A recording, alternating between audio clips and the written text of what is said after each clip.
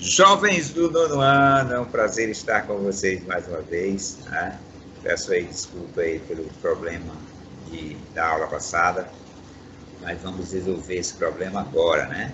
Vamos ver aí a correção da prova e um resumozinho do nosso vídeo aí, introdução à simetria, ok?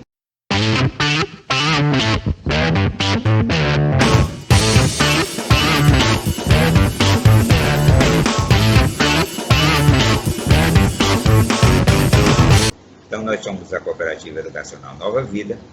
Hoje vamos fazer a correção da prova. E esse que vos fala é o professor Roberto Ventura. Então, vamos lá. A primeira questão era facilíssima, né?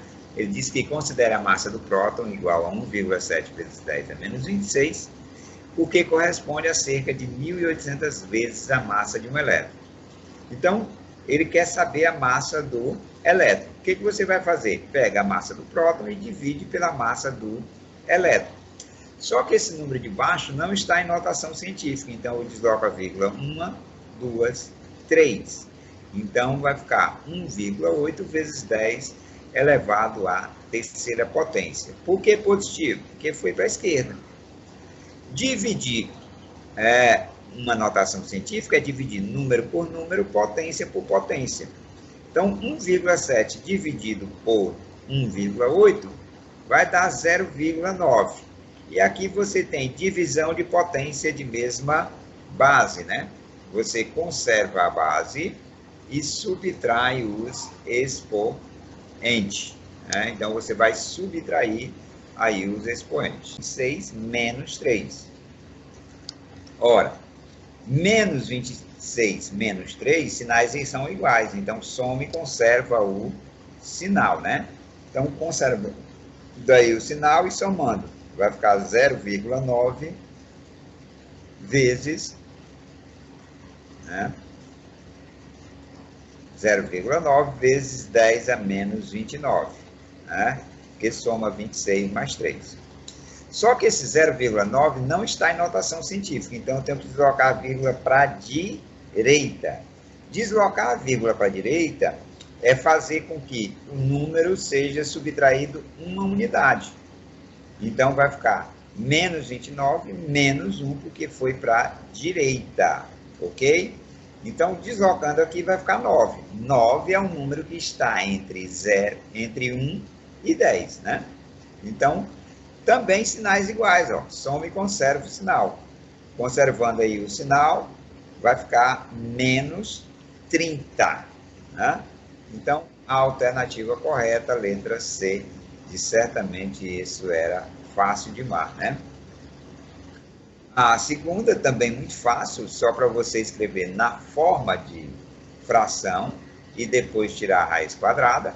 Então, você junta a parte não periódica com a periódica, que é o 2 não periódica, com a periódica 7, fica 27, menos a não periódica, que é o 2. Coloca no numerador. No denominador, você vai colocar tantos 9 quanto forem um período. Como o período aí é formado só pelo número 7, então você vai colocar só um 9. Então, vai ficar assim, ó, 27 menos 2 sobre 9. Ora, mais 27 menos 2 é 25. Qual a raiz quadrada de 25? Isso mesmo, 5. Qual a raiz quadrada de 9? 3. Né? E se eu dividir 5 por 3? Não dá 2, né? Como algumas pessoas botaram, dá 1. Né? E sobra 2. Aí vai ficar, acrescentar o 0 e você vai ter aí 20 dividido por 3, que dá uma dízima periódica 66666. Então, dá 1,66666 infinitamente. Ok? Então, letra B, de besta, uma questão dessa, né?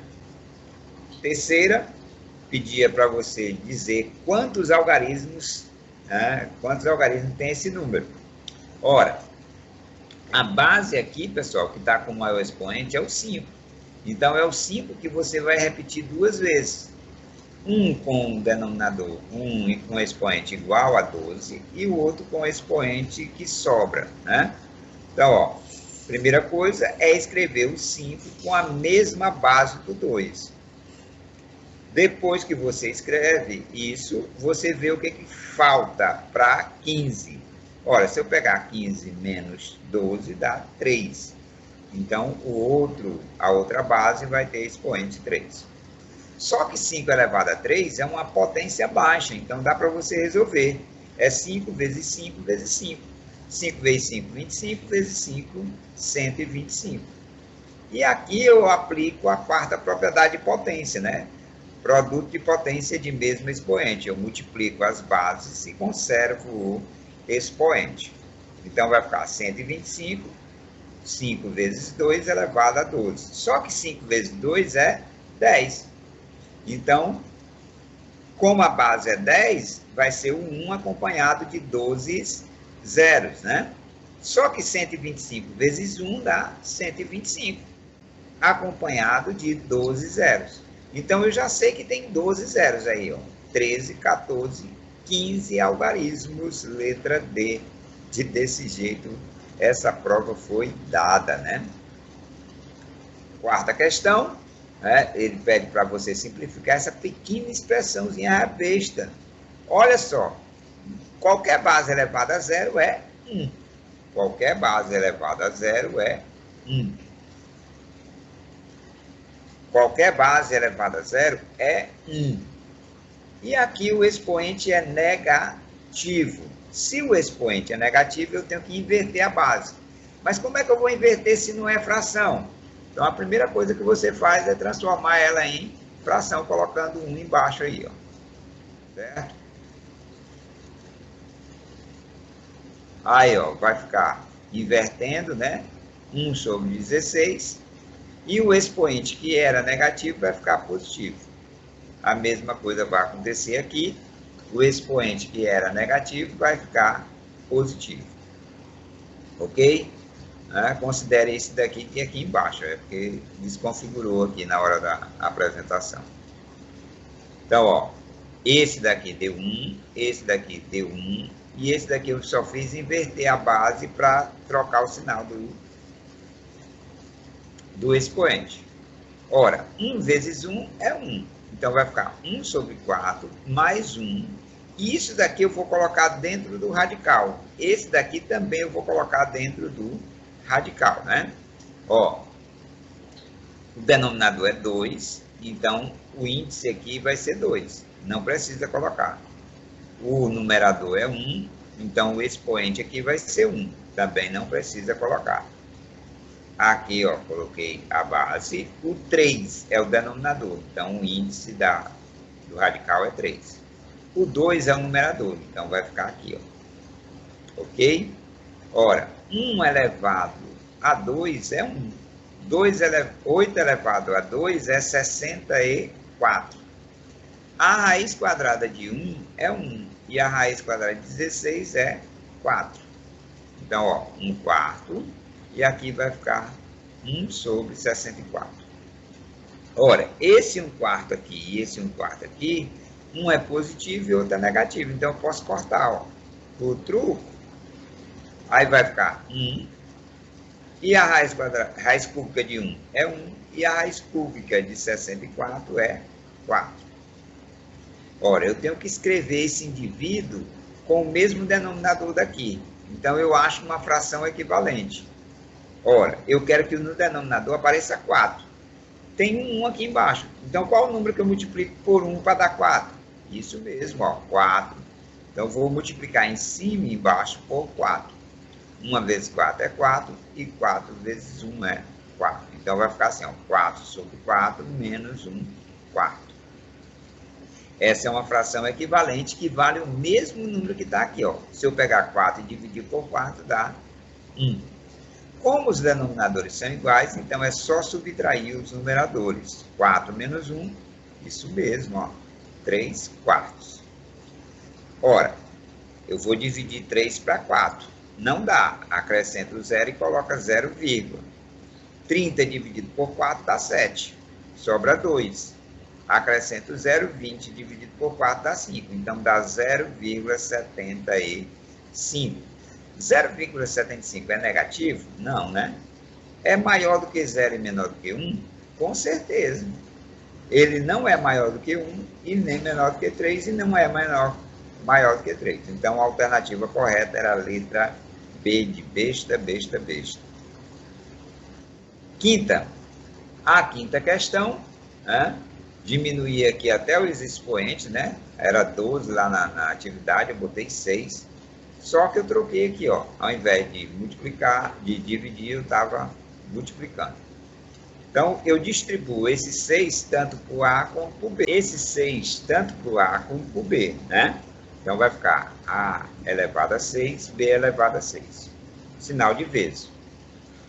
Só que o A aqui, ó, está ao quadrado. Então, eu tenho que escrever esse 6 aqui, um sendo 2, e o outro vai ser o complemento. Então, a primeira coisa que eu faço. E o B aqui está elevado à terceira potência. Então, ó, escrevo aqui dentro do parênteses o quadrado e o cubo. Então, eu tenho que procurar um número que multiplicado por 2 dê 6. Que número é esse? 3, isso mesmo. Que multiplicado por 3 dê 6. Qual é? 2. Só que A ao quadrado é quem? B à terceira potência. Quem é B ao cubo? 5 ao quadrado. Então, ó, eu vou trocar esse A ao quadrado por 5 ao cubo e o B ao cubo por 5 ao quadrado. E conservar os mesmos expoentes que estavam fora. E aqui eu tenho potência de potência. Então, conserva a base e multiplica. 3 vezes 3 e 2 vezes 2. Então, 3 vezes 3 dá 9, 2 vezes 2 dá 4. Ora, agora eu tenho a primeira propriedade de potência, produto de potência de mesma base. Conserva a base e soma os expoentes. 9 mais 4 dá o quê? Isso mesmo, ó, 13. Então, a alternativa correta, a letra D. Desse jeito, era fácil demais, né? A sexta, você precisava colocar um aqui embaixo, né? E tirar o MMC entre 1, 2, 4 e 8. Então, o MMC aqui vai ser 8. Então, você vai dividir esse número por esse, multiplicar por esse por esse, multiplicar por esse, do mesmo jeito com todos, né? Então, 8 dividido por 1 dá 8 vezes 1, 8. 8 dividido por 2 dá 4, 4 vezes 1, 4. 8 dividido por 4 dá 2, 2 vezes 1, 2. 8 dividido por 8 dá 1, 1 vezes 1, 1. Soma aqui, ó, 10, 14, 15. Então, ia ficar desse jeito. Ora, como os índices são iguais, você conserva o radical, conserva o índice e multiplica os radicandos. Então, vai ficar assim, ó. Só que esse 8 e esse 8, eles são iguais. Então, por truco, vai sobrar o 15 em cima e o 3 embaixo. Ora, quanto é 15 dividido por 3? Isso mesmo, ó, 5. Então, a resposta é a letra C, e com certeza essa era facilíssima. A sétima questão você ia simplificar, né? O que a Maria Clara gosta, que é decompor os números. Então, você ia pegar 9 dividido por 3 dá 3, aí por 3 dá 1. Então, é 3 ao quadrado. 32 dá o 5, 2 elevado a 5. Ora, 2 elevado a 5, eu posso escrever ele como 2 elevado a 2, 2 elevado a 2 e vezes 2, né? Então, assim você ia fazer para todos, ia decompor para você escrever, ó. Então, ó, o 9 é o 3 ao quadrado. O 32 é o 2 elevado a 2 vezes 2 elevado a 2 vezes 2. Por que que eu escrevo assim, professor? Para que o expoente fique igual ao índice e eu possa tirá-lo de dentro do radical. O 192 é o 2 elevado a 6 vezes 3. Então, como o índice aqui é 3, então eu boto 2 elevado a 3 vezes 2 elevado a 3 vezes 3. O 1024 é 2 elevado a 10.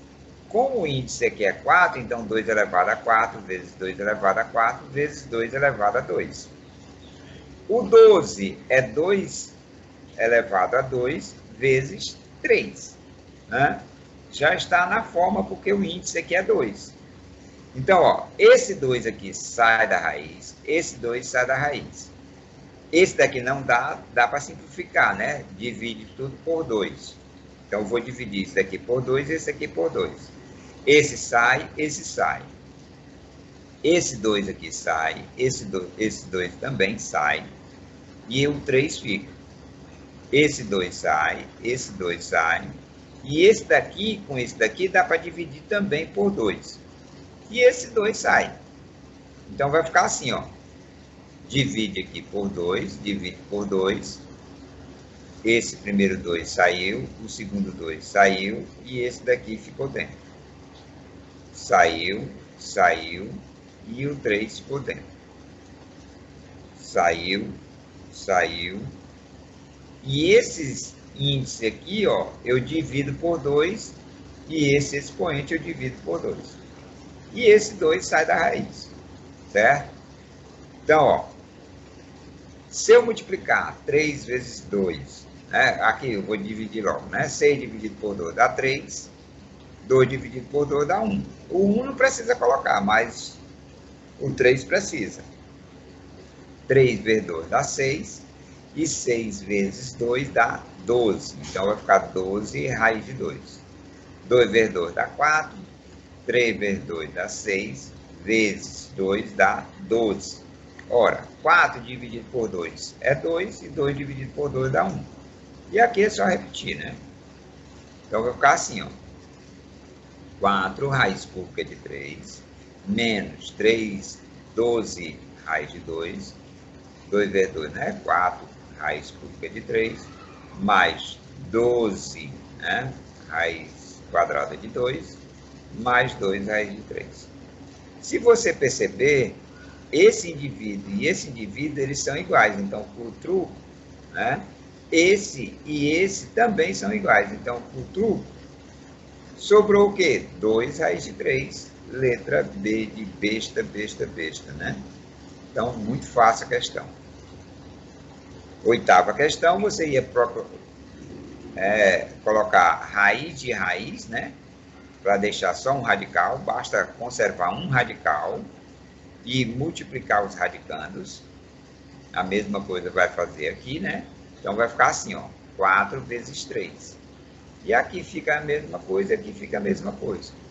3 vezes 4. E aqui fica a mesma coisa, aqui fica a mesma coisa.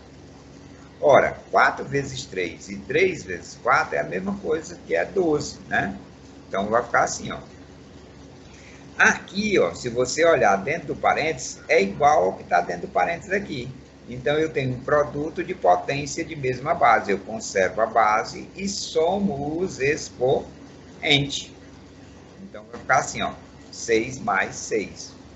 Ora, quanto é 6 mais 6? Isso mesmo, 12, né? Então, vai ficar 12. Então, vai ficar 12, né? Ora, 12 aqui são iguais. Então, eu posso, por troco, vai sobrar só o 2 elevado a 3. Ora, 2 elevado a 3 é 2 vezes 2 vezes 2. 2 vezes 2, 4 vezes 2, 8, letra A. E ainda faltam duas, né? Nona questão, você ia decompor o 16 e o 64. 16 é 2 elevado a 4 e o 64 é 2 elevado a 6. Então, ia ficar assim, ó. Entre parênteses, 2 elevado a 4 e aqui 2 elevado a 6. Esse 4, ele vai multiplicar tanto o x quanto o 1. Então, 4 vezes x dá 4x, 4 vezes 1 dá 4. Então, ia ficar assim, ó. Como o 2 é igual a 2, para isso ser igual, é necessário que os expoentes sejam iguais. Então, eu corto a base e igualo os expoentes. Como é que eu elimino esse 4? Isso mesmo, o oposto. Então, o oposto aí de mais 4 é menos 4. Só que o que eu acrescento de um lado, eu tenho que acrescentar do outro. Então, por truco, e 6 menos 4 é 2. Divide tudo por 4. Corta o 4, vai sobrar o x. E 2 dividido por 4 não dá. Acrescenta o 0, fica 20. E aí, eu, no quociente, eu coloco 0, né? Ora, 20 dividido por 4 é 5. Então, dá 0,5. 0,5 está entre 0,4 e 0,6, letra B, de besta, né? Fácil demais a questão. 10ª e última, né? Algumas pessoas nem tentaram fazer, mas era também muito fácil. O x, ó, é só escrever na forma de radical. Então, vai ficar raiz quadrada. Como o denominador é 2, não precisa colocar no índice. Como o numerador é 1, não precisa colocar no expoente. Então, esse é o valor de x. Já está feito. O valor de y, ó, não é 4 aqui? O expoente aqui não é 4? Então, seria a raiz da raiz de 2, né? Só que é 4. Então, já distribuí esse 4 em 2 expoentes de 2. Para quê? Para que ele saia da raiz. Vai ficar assim, ó, 2 vezes 2. Só que 2 vezes 2 é 4. Ora, esse 4 eu posso distribuir ele aqui de novo, ó. Do mesmo jeito que foi distribuído lá. Então, todos os 2 saem da raiz. Então, vai ficar 2 vezes 2, que dá 4. Pronto. Achei o valor de y.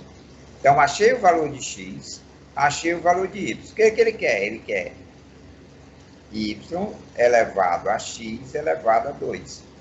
Então, ó, ele quer 4, que é o valor do y, elevado ao valor do x, que é a raiz de 2, elevado a 2.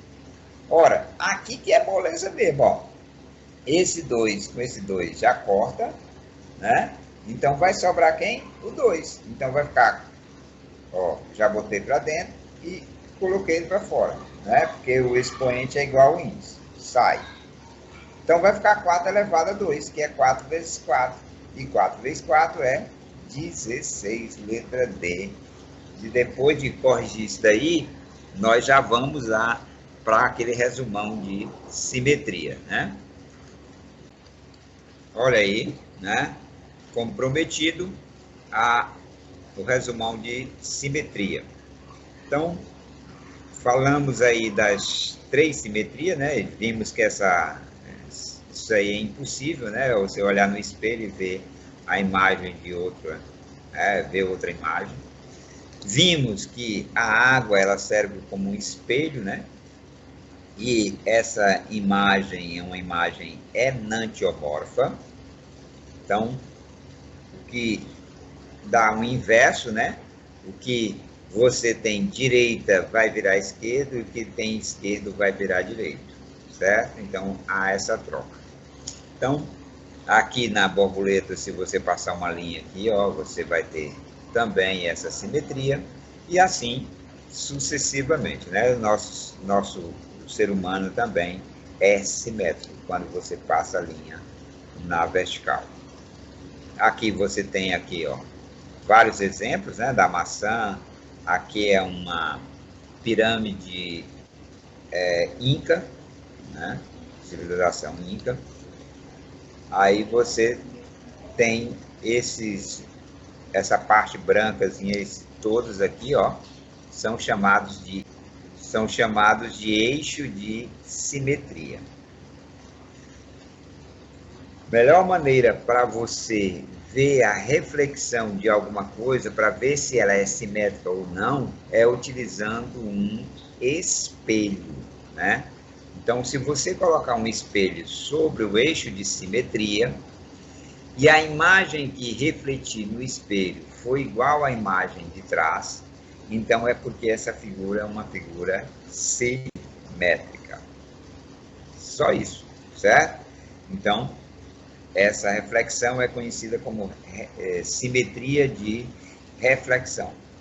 Então, o que é a simetria de reflexão? É quando eu utilizo um eixo e a distância de um para o outro tem que ser a mesma, certo? Então, quando ele tem um eixo, se eu tenho um objeto aqui, a distância desse objeto tem que ter a mesma distância do outro lado. Então, do eixo de simetria. Então, existe outra forma para você ver essa questão da simetria? tem a questão da dobradura da folha, né? Então, quando você dobra a folha que eu mostrei para vocês e você faz o recorte da banda de um coração, quando você abre a banda, você vai ter o coração todo, né?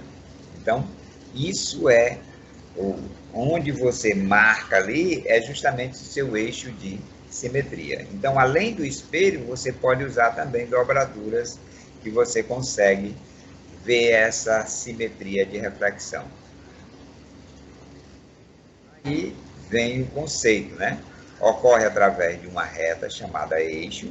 O ponto de origem e seus correspondentes na reflexão têm a mesma distância em relação ao eixo. Se você quiser anotar essa informação, é bacana, certo? E aí o exemplo, né? Então aqui, ó, esse daqui é o eixo, eu tenho o objeto, a imagem, ó, vai estar à mesma distância. Então a distância desse ponto até o eixo é igual do eixo até o objeto, certo? Então, quando isso acontece, eu digo que é uma simetria de reflexão. Algumas figuras ou alguns polígonos, eles possuem, pessoal, eixos de simetria, né? Então, ó, por exemplo, o triângulo equilátero, ele tem eixo de simetria. Se você passar uma linha aqui, ó, nesse sentido, e dobrar ao meio, uma ponta vai se encaixar na outra perfeitamente. Se você passar aqui, ó, também vai se encaixar perfeitamente.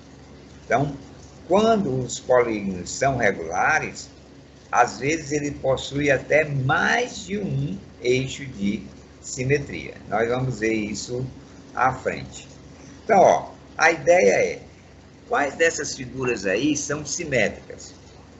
Então, nesse caso aqui, ó, se você olhar esse... Então, ó, simétrico é quando o que tem de um lado é igual ao que tem do outro. Assimétrico é quando um lado é diferente do outro. Então, nesse caso aí, ó, vamos aí, a maçã, ó, se eu passar aqui uma linha aqui, ó, o que tem aqui vai ter aqui. Então, eu digo que ela é simétrica. A borboleta, ó, também, se eu passar um eixo aqui, ó, ela vai ser simétrica, né? O que tem de um lado vai ser o que tem do outro. Então, a flor, né? Aqui, ó, nesse caso aqui, ó, que tem duas pétalas de um lado, duas pétalas do outro. Então, ela é considerada simétrica. A maçã, né? Então, esses daqui são assimétricos. Esse daqui é assimétrico. Esse daqui também é assimétrico. O nome assimétrico quer dizer não simétrico, certo? Vocês aprenderam, não sei se foi com a Gisele ou com a tia Priscila, eu acho que foi com a tia Priscila, que esse azinho aí é uma partícula de negação, né? Então, quando ele diz assimétrico, quer dizer que é não simétrico, ok? Então, ó, como eu disse, alguns polígonos podem ter mais de um eixo de simetria. Então, ó, esse daqui, ó, se você passar esse eixo aí, você vai dobrar, você vai encontrar justamente a mesma coisa, de um lado e do outro. Então, assim também, ó, esse objeto aí, se você fizer isso, ó, vai encontrar também, né? E esse outro aí, ó. Então, esse daí tem 3 eixos de simetria. Uma curiosidade é o círculo. O círculo, ele tem infinitos eixos de simetria. Então, qualquer linha que você passar aqui serve como eixo. Então, onde você passar aqui, passando pelo diâmetro, né, que é pelo centro da circunferência, do círculo, né, no caso, porque está pintado. Então, você tem aqui que ele tem infinitos eixos de simetria. Já o losango lá, ó, ainda tem aquele dali, ó, o losango, se você passar assim, ó, um quadrado, né, às vezes a pessoa confunde o losango com quadrado, né? Sabem a diferença, né? quadrado é losango, mas o losango não é quadrado. Então, se você passar essa linha assim, você vai ver que eles são simétricos. Assim também, no caso do retângulo, assim não dá para simetria, e nem assim, certo? Então, o retângulo só tem dois eixos de simetria, um na horizontal e o outro na vertical, ok? O triângulo equilátero tem três eixos de simetria, né? O quadrado tem 4. 1, 2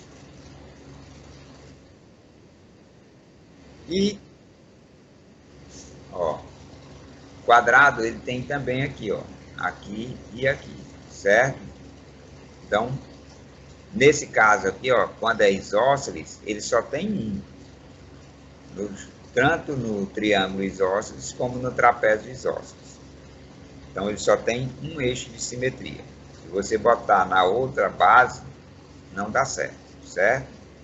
Então, o quadrado, ó, ele ainda tem esse eixo de simetria e esse eixo de simetria. Então, o quadrado tem 4 eixos de simetria, ok? E agora nós vamos para de translação, né? Então, no movimento de translação, uma figura desloca-se de um lugar para outro sem rodar ou refletir, né? A imagem dada pelo espelho. Então, quando você anda num sentido, então você está transladando, certo? Então, aí, quando você anda de bicicleta, né? Ou um pássaro, uma águia, né? Voando, ela abre a asa e vai planeando, né? Então, ela só está deslocando num sentido, ok? Então, quando eu falei, né? No abrir de uma gaveta, você pega um skate, uma pessoa na mesma posição e desloca ela, então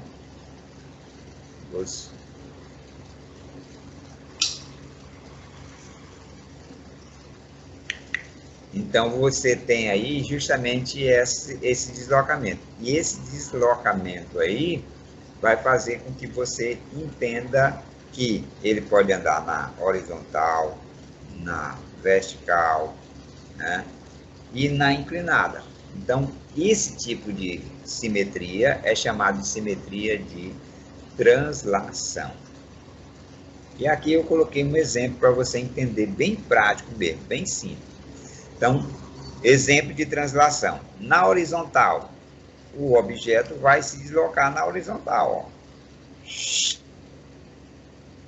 Na vertical, ele vai se deslocar na vertical, mas ele não muda o sentido, ele não muda o destino dele. A posição dele permanece a mesma. E na oblíqua, ou inclinada, né? Então, ele se desloca sempre nesse sentido, ok? Então, pode se deslocar na horizontal, na vertical ou inclinada. Mas a posição dele não muda. Veja que a vela aí está sempre para cima. Bacana? Interessante você perceber. Então, olha, ó, mais um exemplo do triângulo aí, ó, na horizontal, na vertical e na inclinada. Ele não muda a direção, não muda a sua postura. O que é direito permanece direito, o que é esquerdo permanece esquerdo, certo? Então, não reflete. Ele não reflete e não muda de posição. A posição sempre é a mesma, ele só desloca, certo? Então, deslocar é transladar, certo? Então, aí eu tenho vários exemplos aí. A gaveta, tem um elevador, né? A pessoa escorregando, né? Um escorregazinho, ou uma escada volante, ou um friso, ou um piso que se repete continuamente. Então, esses são exemplos aí de simetria de translação. Bacana? Então, quando você deslocou, sem mudar a posição, translação. Ó, Esse objeto, né, ele está nessa posição e imagine ele refletindo, né? Então, ele reflete, ele vai para cá, ó. Então, o que estava para cima fica para baixo, o que está de um lado fica para o outro, né? Esse daqui, ó, se refletir nesse eixo, vai ficar contrário. O que é direito passa a ser esquerdo, o que é esquerdo passa a ser direito. E esse andando para cá, né, vai ficar aqui. Então, você tem uma figura que pode ter efeitos de translação, né, como você não deslocou ela nesse sentido, então não transladou, você fez um reflexo, certo? Então, isso daí é um reflexo. E você vai ver justamente a outra parte, né? Então, que é a de rotação. Quando você tem a rotação, você vai acontecer nesse sentido, ó. Então, você vai girar o objeto. Então, esse objeto gira, certo? Então, ele vai sofrer uma rotação. No nosso dia a dia, nós temos vários exemplos aí de rotação. Por exemplo, num carro. Num carro, eu tenho o exemplo do pneu, né? O pneu geralmente tem um nome, então quando você gira, ele vai fazer esse retorno. Ou o limpador de um para-brisa, né? Ou o volante de um carro. Então, isso é rotação, quando eu faço giros, né? E não é obrigado eu fazer o giro completo, certo? Basta eu fazer uma parte do giro, eu já estou fazendo rotação, ok? Então, outros exemplos aí de rotação, aí quando você abre a torneira aí, ou um catavento, ou um relógio, ou um manche, né, de um navio, ou um mosaico, a flor aqui, né? Reflexão, quando o que tem de um lado reflete o que tem do outro, certo? Então, por eu colocar um espelho bem no centro dessa árvore, você vai perceber que ela está projetando, né? Ele pegou um desenho e projetou de um lado e do outro. O que tem de um lado é igual ao que tem do outro, certo? Então, ó, pode olhar aqui, ó, esse pedaço e esse pedaço. Como se ele pegasse a figura no meio e duplicasse ela. A joaninha, né? Ó, bolinha para um lado, bolinha para o outro. Então, ela é simétrica. 3 pernas de um lado, 3 pernas do outro, antena de um lado, antena do outro. A jovem maçã, né? E a borboleta. Então, são exemplos de reflexões.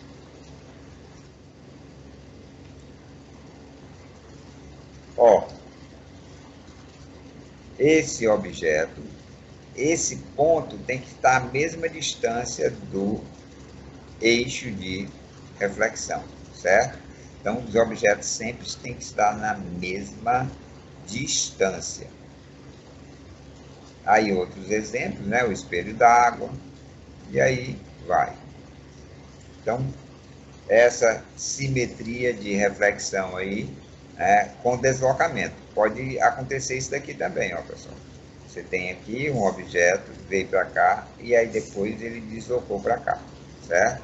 Então, é uma simetria de reflexão com deslocamento. Mas isso aí não vai para a prova, não. Só botei mesmo para curiosidade, ok? E aí, eu vou usar essa jovem figura para fazer os 3 tipos. Primeiro tipo, translação. O que acontece com a translação? Ele se desloca, mas não muda a posição. A posição permanece a mesma. Só quero que você entenda que ele vai deslocar, mas vai permanecer o mesmo. Então, vou deslocar na inclinada aí. Ó. Então, o deslocamento pode perceber que permanece na mesma posição. Ok? simetria. Já a simetria, né? A simetria, o que que acontece? Tem um eixo. Então, a imagem, ela vai refletir. Então, é a simetria de reflexão, certo? Simetria de reflexão. Veja que ele está um para frente de um lado, outro para frente do outro lado, né? E como se eles estivessem os dois de costa. Então, a reflexão, o que está aqui, passa para cá, certo? Então, isso é reflexão. E a rotação? O que é a rotação? Quando dá um giro. Então, vamos supor que eu dei um giro aí de 180 graus. Então, o que vai acontecer? Ó, ele vai ficar de cabeça para baixo. Então, quando há rotação, você tem esse efeito, certo? Então, ele se desloca, ou no sentido horário ou anti-horário, mas muda aí a sua posição, certo? Em relação a um ponto fixo. Então, tem um ponto fixo, ele gira, e ao girar, ele faz esse efeito. Ora está de cabeça para cima, ora está de cabeça para baixo, ora está de lado e ora está de outro, certo? Então, ó, aqui, se você fosse marcar um eixo de simetria, o cara dobrou o papel e fez vários furos com a tesoura. Será se você era capaz de dizer aonde é que está esse eixo de simetria? Né? Você tem que encaixar um buraco de um lado e um buraco do outro. Né? Então, o eixo de simetria está aí, ó. Você percebe, ó, se você dobrar bem nesse ponto, você vai perceber que um vai se encaixar em cima do outro. Ok? Então, essa era o resumão aí da simetria, ok? Então, essa imagem aí. Será se ela é uma reflexão? Ó, você percebe aqui, ó, desse lado aqui, bacana. Só que por esse detalhezinho aqui, ó, a nadadeira dele, não, né? Porque o que tem lá em cima não é igual ao que tem embaixo. Então, valeu, foi um prazer ministrar essa aula para vocês. Desculpem os transtornos, mas na próxima aula a gente vai corrigir essa questão, ok? Valeu e foi. Tchau!